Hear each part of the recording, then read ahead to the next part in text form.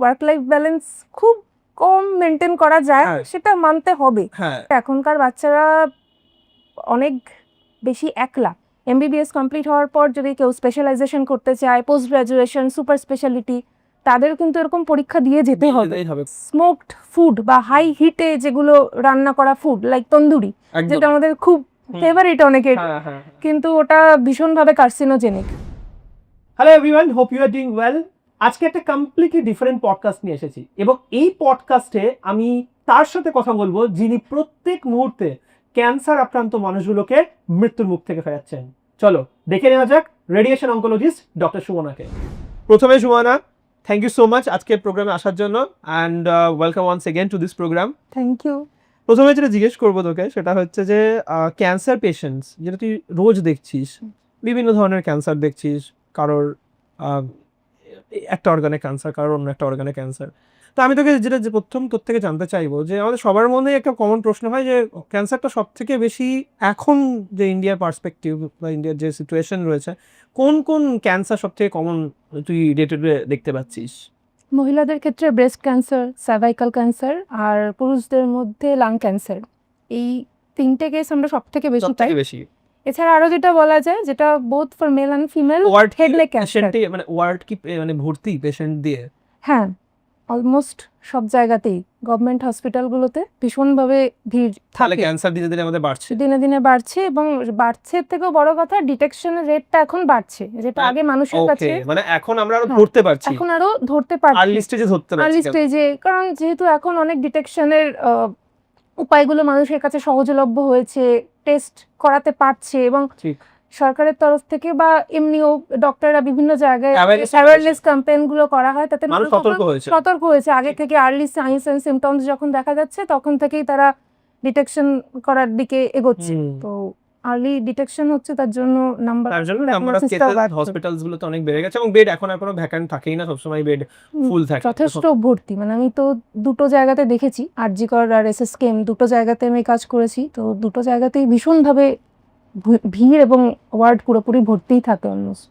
ওকে, আচ্ছা একটা জিনিস জানতে চাইবো, এই যে যখন মানে ক্যান্সার পেশেন্টস নিয়ে তুই কনস্ট, কারণ এটা আমার নিজের এক্সপিরিয়েন্স থেকেও বলছি, আমি আন্ডার গ্রাজুয়েটসে আমাদেরকেও মানে রোটেটিং ইন্টার্নশিপের সময় যেতে হতো মানে রেডিয়েশন অনকোলজি ডিপার্টমেন্টসগুলোতে, মেডিকেল অনকোলজি ডিপার্টমেন্টগুলোতে। তো আমি যেটা জিজ্ঞেস করবো যে এই যে সবসময় ক্যান্সার পেশেন্ট দেখতে হচ্ছে, এটা কোথাও না কোথাও তো একটা মানে ওদেরকে রিঅ্যাসিওর করতে হচ্ছে এবং কোয়ালিটি অফ লাইফটা বাড়িয়ে দেওয়া হচ্ছে, এবং তার থেকে যাতে আরো বেশি দিন বাঁচতে পারে এবং ভালোভাবে বাঁচতে পারে। এই জায়গাটাই মানে মানে এরকম হচ্ছে না প্রপার, তো একদম আলটিমেট যে কিওর বা একদম নিশ্চিহ্ন হয়ে গেল, এই ব্যাপারটা তো খুবই ডাক্তারদের পক্ষেও বেশ খানিকটা ডিপ্রেসিং। আমরা যখন প্রথম রেসিডেন্সিতে ঢুকেছি, মানে পোস্ট গ্রাজুয়েশনের জন্য প্রথম যখন এই সাবজেক্টের সাথে পরিচয় হয়েছে, তখন শুরুর দিকে খুবই ডিপ্রেসিং লাগতো যে আমরা যেটা পড়ছি বা প্রত্যেকদিন যেটা দেখছি, যে ওষুধ প্রেসক্রাইব করছি, কিছু পেশেন্টের তাতে কাজ হচ্ছে, কিন্তু কিছু পেশেন্ট এমন কিছু নয়, বেশ অনেক পেশেন্টই তাতে দেখা গেল জিরো রেজাল্ট হলো, তখন তাদের নেক্সট লাইন অফ ট্রিটমেন্ট ভাবতে হচ্ছে, বা দেখা যাচ্ছে যে আমরা যতটা প্রোগ্রেস তার ট্রিটমেন্টের ফলে আশা করেছিলাম ততটা হচ্ছে না, বা পেশেন্ট নিতে পারছে না, কারণ ক্যান্সারের ট্রিটমেন্ট মেনলি সার্জারি, রেডিয়েশন আর কেমোথেরাপি, তিনটেরই প্রচন্ড সাইড এফেক্ট আছে। তো অনেকে সেটা সহ্য করতে পারে না, তো ট্রিটমেন্ট মাঝপথে থামিয়ে দিতে হয়। তো আমরা যেটা একটা প্রোগ্রেস আশা করেছিলাম যে হ্যাঁ এটার পরে পেশেন্ট ভালো হয়ে যেতে পারে, তো সেটা অনেক সময় পেশেন্ট কমপ্লিট করতে পারে না ট্রিটমেন্ট, সেটা যথেষ্টই একটা ডিপ্রেসিং দিক ডাক্তারদের পক্ষে। একদমই তাই। তো এইটাকে ম্যানেজ করিস কি করে? মানে একদিকে তুই খুব ভালো করে জানিস যে কোনো মানে এরকমও হতে পারে যে আমাকে due to the side effect হয়তো ট্রিটমেন্টটাকে মাঝখানে পজ করতে হলো, তো এটা ভেবেও ওভারঅল একটা সবসময় একটা মাথার মধ্যে একটা ডিপ্রেশন কাজ করে যে একটা পেশেন্টদেরকে তো আমি পুরোপুরি চিকিৎসা হচ্ছে না, মানে হচ্ছে কোয়ালিটি অফ লাইফ যাতে আরো বেশি দিন ভালো করে বাঁচতে পারে এরকম একটা চিকিৎসা হচ্ছে। তো এই মানে সাবজেক্টটার জন্য কখনো কখনো মনে হয় না যে একটু মানে কিভাবে ম্যানেজ করিস সেটা ডিপ্রেশনটাকে? এটার ক্ষেত্রে যেমন দেখ, পেশেন্টকে শুধুমাত্র ওষুধ দিয়ে ট্রিটমেন্ট করলাম, এটা একটা পার্ট ক্যান্সার ট্রিটমেন্টের। বাকি যে ইম্পর্টেন্ট পার্ট সেটা হচ্ছে ফ্যামিলি সাপোর্ট, এবং ডাক্তারদের দিক থেকে একটা মেন্টাল সাপোর্ট দেওয়াটা খুব ইম্পর্টেন্ট। পেশেন্ট এবং ফ্যামিলিকে তাদের আর্লি ডিটেকশনের জন্য এনকারেজ করা, তাদেরকে এডুকেট করা, ব্যাপারটা জানানো যে প্রথমে যদি আমরা বলে দিই যে পেশেন্টের এরকম স্টেজ আছে, এইভাবে এগোতে পারে, সেই জিনিসগুলো আগে থেকে জানিয়ে দেওয়াটা, অ্যাওয়ারনেসটা জরুরি। তাহলে হয়তো অনেকে হয়তো ক্যান্সার ডিটেকশন হয়েছে শুনেই ভয়ে মানে মরে যাওয়ার আগেই মনে মনে মরে যায়, এরকম ব্যাপারটা হয়, কিন্তু তার নয়। স্টেজ 1, স্টেজ 2, স্টেজ 3 অনওয়ার্ডস কিন্তু কিওর সম্ভব পুরোপুরি। ঠিক। স্টেজ 4 হলে আমরা বলি যে পুরোপুরি কিওর হবে না, কিন্তু পেশেন্ট চেষ্টা করি যতদিন সম্ভব পেশেন্ট ভালোভাবে কোয়ালিটি অফ লাইফটা মেনটেন করে যাতে বেঁচে থাকতে পারে, সেটা ঠিক। প্রথমেই বলে দেওয়া হয়। কিন্তু এই যে স্টেজ 1, স্টেজ 2 যাদের কিওর সম্ভব, তারা যেন প্রথমেই ক্যান্সার হয়েছে ভেবে ভয় পেয়ে বসে না থাকে, তারা যেন মনে সাহসটা রাখতে পারে, সেটা দেওয়াটাও ডাক্তার হিসেবে আমার কর্তব্য বলে মনে হয়। ওকে, তো সেটাই তুই দিনে ভাবতে থাকি যে যতটা পরিমাণ আর কি হ্যাঁ, পেশেন্টকে এনকারেজ করা এবং এডুকেট করা, জানানো যে কিভাবে কি চলছে। সো এই যে ফিলিং অফ রেসপন্সিবিলিটি যে পেশেন্টকে আমাকে এনকারেজ করতে হবে, তাহলে আমাকে নিজেকে আগে এনকারেজ হতে হবে যে যাতে আমি পেশেন্টকে এনকারেজ করতে পারি। হ্যাঁ। আচ্ছা, অনেক সময় আমরা দেখেছি যে হচ্ছে বইয়ে যেটা লেখা থাকে আর ট্রিটমেন্ট করার সময় একটু উপলব্ধিটা আলাদা হয়। বইয়ে একরকম আমরা ইমাজিন করে পড়লাম, কিন্তু পেশেন্টকে যখন ট্রিটমেন্ট করলাম দেখলাম উপলব্ধিটা চেঞ্জ হয়ে গেল। তো এরকম এমন একটা যদি কোনো এক্সাম্পল হয় যেখানে হচ্ছে যে যেটা ভেবে ট্রিটমেন্ট হচ্ছিল বা মানে বইয়ের থেকে পেশেন্ট একটা অন্য কিছু শিখিয়ে দিয়ে গেল, এরকম কোনো জায়গা? এরকম আসলে অনেকবারই দেখা যায়, অনেক পেশেন্টের ক্ষেত্রেই দেখা যায়। আমরা যেটা, আমার একটা ছোট্ট ঘটনা মনে আছে যে আমরা যখন মানে এটা আরো আমার রেসিডেন্সির একদম ফার্স্ট ইয়ারের ঘটনা বলে এগুলো আরো বেশি মনে দাগ কেটেছে, তারপর তো ধীরে ধীরে অভিজ্ঞতা এরকম অনেক হয়েছে। সেটা হলো একটি বাচ্চা মেয়ে ক্লাস 10-এ পড়তো এবং প্রত্যন্ত গ্রাম থেকে এসেছে, বাবা মা একটা মাত্র মেয়ে, এবং তারা যখন ক্যান্সার ডিটেক্ট হয়েছে তার, সেটা স্টেজ 4 ছিল। আচ্ছা। এবং তারা বাবা মা অলরেডি মানে হাল ছেড়ে দিয়েছিল, তারা ভীষণ ডিপ্রেস ছিল। বাচ্চাটা অতটা বুঝতে পারতো না, কিন্তু যেহেতু ক্লাস 10 তো কিছুটা হলেও বুঝতো। তো তার মনের একটা জোর দেখে আমরা খুব অবাক হতাম যে সে যখন কেমোথেরাপির জন্য ভর্তি থাকতো, হয়তো টানা 7 দিন 8 দিন ভর্তি থাকতে হতো, তার ইভেন আইসিইউতেও শিফট করতে হয়েছে, তার এত সাইড এফেক্ট হতো। তো সে কিন্তু তার মধ্যেও ওয়ার্ডে এসে বইপত্র নিয়ে পড়াশোনা করতো। সে তার এই কেমোথেরাপির জন্য তার 2 বছর লস হয়েছিল, ক্লাস 10 মাধ্যমিক সে দিতে পারেনি। এবং তারপর যখন আমরা তার পাশে ছিলাম, তাকে হেল্প করতাম সবসময়, আমরা সবাই খুব মানে ওকে দেখে ইন্সপায়ার হতাম যে আমরা হয়তো এত সুযোগ সুবিধা পেয়েও বলছি যে পড়া হচ্ছে না, পড়াশোনার টাইম পাচ্ছি না, ও কিন্তু অত বড় একটা যুদ্ধের মধ্যে থেকেও ও এবং ওর বাবা মা দুজনে মানে 3 জনই সারাক্ষণ ওয়ার্ডেই বসে থাকতো অলমোস্ট 1.5 বছর। তো তারা সেইভাবে পড়াশোনা করেছিল এবং সে যখন তারপরে অলমোস্ট ক্যান্সার ফ্রি হয়ে গিয়েছিল, ফ্রি পুরো বলা যায় না, স্টেজ 4 ছিল, তো স্টেবল ডিজিজ। তো সে সেটা নিয়ে এখন 4 বছর হয়ে গেল, সে কিন্তু এখন ভালো আছে এবং সে ওই 2 বছরের পরে ক্লাস 10, ক্লাস 11, 12 পাশ করে গেছে একবারে। এবং সে যখন কমপ্লিট করেছে ক্লাস 12, আমাদের সবার সাথে দেখা করতেও এসেছিল। তো এটা একটা বিশাল বড় ব্যাপার যে আমরা ভেবেছিলাম যে হয়তো কিছু করা যাবে না স্টেজ 4, কিন্তু সে সেটার সাথে লড়াই করে সুস্থ আছে এখন, মানে তার কোয়ালিটি অফ লাইফটা এখন নর্মাল আছে। সে ফলো আপে থাকে, রেগুলার মেডিসিনস নেয়। এই ধরনের জিনিস থেকে বোঝা যায় যে বইয়ে যা লেখা থাকে তার থেকেও সব সময় মিরাকল তো হয়, মিরাকেল তো হয়। সেটা একটা আইডিয়াল এক্সাম্পল এই মেয়েটা। হ্যাঁ আমরা একদমই তাই। আমি একটা জিনিস বলবো, একটু যেই টেক্সট বই পড়াশোনা নিয়ে যত কথা এলো, তো একটু আমি এটা নিয়ে আলোচনা করতে চাইবো যে আজকের দিনে দাঁড়িয়ে পেরেন্টস এবং স্টুডেন্টস এনারা সবসময় মানে কিছু না কিছু অনেক কিছু মানে প্রসপেক্ট পাল্টে গেছে। মানে যদি আমাদের সাথে আমরা তুলনা করি, তার সাথে অনেকটা প্রসপেক্ট কিন্তু পাল্টে গেছে একদম। তো কোনো যদি সিঙ্গেল মেসেজ থাকে যেটা পেরেন্টসদের জন্য, আর কোনো যদি একটা সিঙ্গেল মেসেজ থাকে স্টুডেন্টসের জন্য, যেটা এখন যে কারেন্ট সিনারিও বা সিচুয়েশন সেটার জন্য খুবই দরকারি বা সেটা তাদের থাকা উচিত বা জানা উচিত, এরকম কোন একটা মেসেজ? তো স্টুডেন্টদের জন্য আমি বলতে পারি যে তোমাদের লম্বা রেসের ঘোড়া হতে হবে। যে নিট ক্র্যাক করলাম সেটাই কিন্তু যুদ্ধের শেষ নয়। হ্যাঁ, নিটটা অবশ্যই একটা ভীষণ কঠিন পরীক্ষা, one of the toughest exam, এবং তার জন্য বিশাল একটা প্রিপারেশন লাগে। এটা খুব স্বাভাবিক যে এক চান্সে ক্লিয়ার হলো না, 2 বার 3 বার 4 বার চেষ্টা করে যেতে হবে। কিন্তু নিটের পরের যে জগৎটা সেটাও কিন্তু কম কঠিন নয়, এটা একটা লম্বা প্রসেস এবং চালিয়ে যেতে হবে। এরকম কঠিন পরীক্ষা বছরের পর বছর আসবে। এমবিবিএস কমপ্লিট হওয়ার পর যদি কেউ স্পেশালাইজেশন করতে চায়, পোস্ট গ্রাজুয়েশন, সুপার স্পেশালিটি, তাদের কিন্তু এরকম পরীক্ষা দিয়ে যেতে হবে। তো একটা লম্বা সময় ধরে কিন্তু পড়াশোনা এবং চাপের মধ্যে থাকতে হবে, সেভাবে মেন্টাল প্রিপারেশন নিয়ে নাও। একদমই তাই। তো সেটা যেন হ্যাঁ মানে এটা যেন একটা পুরো আইডিয়া থাকে যে ডাক্তার মানে সবাই আমরা একটা স্পেশাল মানে ভাবে দেখি, কিন্তু তাদের লড়াইটাও সবসময়ই স্পেশাল। ওয়ার্ক লাইফ ব্যালেন্স খুব কম মেনটেন করা যায় হ্যাঁ। সেটা মানতে হবে। হ্যাঁ, একটা কোথাও না কোথাও হ্যাঁ, এটা তো হয়ই ডেফিনিটলি। বাট যারা প্রিপারেশন করছে তারাও তো তাই। যে এখন যখন যারা নিটের জন্য প্রিপারেশন করছে তারা কতটুকু সময় বাবা-মার সাথে কথা বলতে পারে? সেটা স্বাভাবিক, কম খুবই টাইম কথা স্বাভাবিক, বলতে পারে। তো সেই জিনিসটাই কন্টিনিউ হবে। কন্টিনিউ হবে। এই জিনিসটাই মেসেজের তুই দিতে চাইছিস আমি বুঝলাম। আর যদি এরকম সেম বলি হচ্ছে প্যারেন্টসদের জন্য, প্যারেন্টসদের জন্য এটা বলতে পারি যে এখনকার বাচ্চারা অনেক বেশি একলা, যেটা মনে হয়। আমাদের সময় আমরা এতটা প্রেশার হয়তো থাকতো না বা ফিল করতে পারতাম না সব সময়। আমরা স্কুলের বাইরেও খেলাধুলা করতে বা সোশ্যালাইজ করতে ঠিক, কিছুটা ঠিক, বেশি ঠিক। সুযোগ পেয়েছি মোটামুটি আজ থেকে 12-15 বছর আগে একদমই ট্রু। ওই সময়টায়। কিন্তু এখনকার বাচ্চারা একটু বেশি প্রেশারে থাকে, একদম। প্লাস নিউক্লিয়ার ফ্যামিলি এবং সোশ্যাল ইন্টারাকশনটা কিন্তু অনেক কম। আমরা যত ঠিক। ছোট ভাই বোনদের দেখেছি ঠিক, ঠিক। যথেষ্ট কম। তারা পড়াশোনার বাইরে এক্সট্রা কারিকুলার অ্যাক্টিভিটি করার সময়ও খুব কম পায়। ঠিক। তো প্যারেন্টসদের এটাই অনুরোধ যে তারা যেন বাচ্চাদের পাশে থাকে এই সময়গুলো, না হলে এই বাচ্চারাই একলা ফিল করার ব্যাপারটা কিন্তু হয়তো সারা জীবন চলবে। কারণ এটা ঠিক যে বাবা মারা সব সময় পাশে থাকতে পারবে না পড়াশোনার জগতে, বা একবার এই কলেজে ঢুকে গেলে প্রত্যেক মুহূর্তে তো সম্ভব নয়, কিন্তু যতটা সম্ভব ঠিক। যেন তারা একটু পাশে থাকে, যাতে করে বাচ্চা মানে একলা না ফিল করে। একলা ফিলটা যেন না করে। কারণ মেন্টাল হেলথটা ইম্পর্টেন্ট। একদম মেন্টাল হেলথ একাডেমিক্যালি ইমপ্রুভমেন্ট হয়। হ্যাঁ, সেটা একাডেমিক্যালিও ইমপ্রুভমেন্ট হয়। যদি একলা ফিল হয় একটা আমার কিছু করতে ভালো লাগছে না বা এত মানে কঠিন লাগছে, হ্যাঁ, তার জন্য বলার জায়গাটা পায়। একদম তাই। সেটা বলার জায়গাটা পায় জায়গাটা এবং মনে সাহসটা পায় আমার সাথে তো লোকে আছে, বাবা মা তো আছেন আমার সাথে। এই ফিলটা দরকার।